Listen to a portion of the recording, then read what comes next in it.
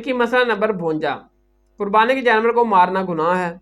دیکھیں بعض اتنے ضدی قسم کے جانور ہوتے ہیں کہ وہ آپ نے خرید لیے ہیں منڈی سے، وہ آپ سے چلتے ہی نہیں ہیں، ادھر بھاگتے ہیں ادھر بھاگتے ہیں، وہ اپنی جگہ سے ہلتے نہیں ہیں۔ پھر ایسے جانوروں کو اپنی منزل تک پہنچانے کے لیے، گھر لانے کے لیے آپ اس کو ہلکا پھلکا مار بھی لیتے ہیں، تو اس میں کوئی قباحت والی بات نہیں ہے، بس اتنا ماریں کہ اس کی ہڈی نہ ٹوٹے، اس کے کہیں زخم نہ آئے، اندرونی کہیں زخم نہ بن جائے، ٹھیک ہے۔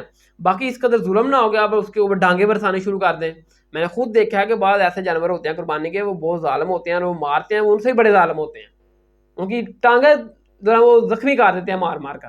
تو یہ جو ظلم والا پہلو ہے نا میرے بھائی، جانور پر ہو یا انسان پر ہو، جو ظلم ہی ہے۔ ابو داؤد میں حدیث ہے 2549 کا نمبر ہے 2549 کہ نبی صلی اللہ علیہ وسلم ایک باغ میں گئے تو وہاں ایک اونٹ آیا۔ اس نے جب نبی صلی اللہ علیہ وسلم کو دیکھا، وہ اونٹ بھاگتا ہوا روتا ہوا، اس کی آنکھوں میں آنسو تھے، وہ آ کر نبی صلی اللہ علیہ وسلم کے پاس کھڑا ہو گیا، نبی صلی اللہ علیہ وسلم کو اپنا دکھ درد بتانے لگا اپنی زبان میں، ساتھ میں رو رہا تھا، اس کی آنکھوں سے آنسو بھی بہ رہے تھے۔ تو نبی صلی اللہ علیہ وسلم نے فوراً کہا اس کا مالک ادھر ہے، اس کو بلاؤ۔ جب بلایا گیا تو آپ نبی صلی اللہ علیہ وسلم نے کہ دیکھو تمہارا یہ جو اونٹ ہے اس نے مجھے شکایت کی ہے، یہ رو رہا تھا میرے سامنے آ کر، اس کی آنکھوں سے آنسو گر رہے تھے، اس نے شکایت کیا مجھے کہ تو اسے کھلاتا کم ہے، اس سے کام ضائع لیتا ہے، ڈر جائے اس کے معاملے میں اللہ سے، ٹھیک ہے۔ تو نبی صلی اللہ علیہ وسلم نے پھر اس اونٹ کے اوپر یوں اپنا شفقت بھرا ہاتھ پھیرا، وہ اونٹ چپ کر گیا۔ تو دیکھیں کہ سرکار دو عالم صلی اللہ علیہ وسلم تمام انسانیت کے لیے رحمت للعالمین من کر آئے، آپ جانوروں کے لیے، انسانوں کے لیے، کافروں کے لیے، مسلمانوں کے لیے، چرند پرند۔ سورۃ الانبیاء میں آیا نا کہ اللہ تعالیٰ بیان کرتے ہیں 107 نمبر سورۃ الانبیاء کہ اے محبوب صلی اللہ علیہ وسلم ہم نے آپ کو تمام انسانیت کے لیے رحمت للعالمین بنا کر بھیجا ہے۔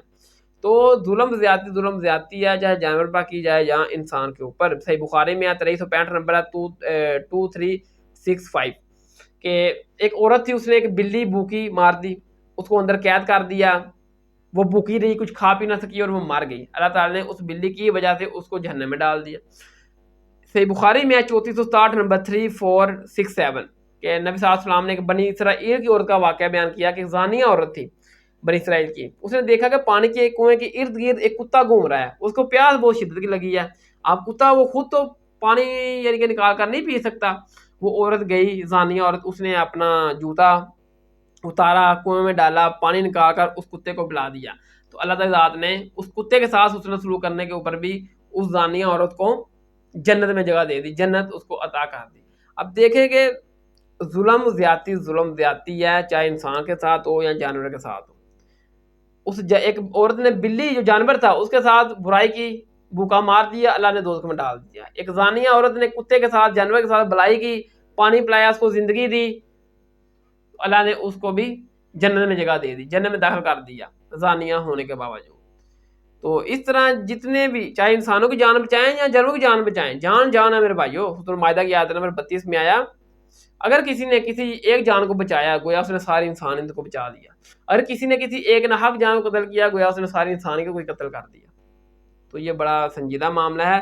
ظلم چاہے انسان پر کریں یا جانور پر کریں، ظلم ہے، ظلم کی سزا دوزخ ہے، اور بھلائی انسان سے کریں یا جانور سے کریں اس کا اجر اللہ تعالیٰ کے حضور جنت ہے۔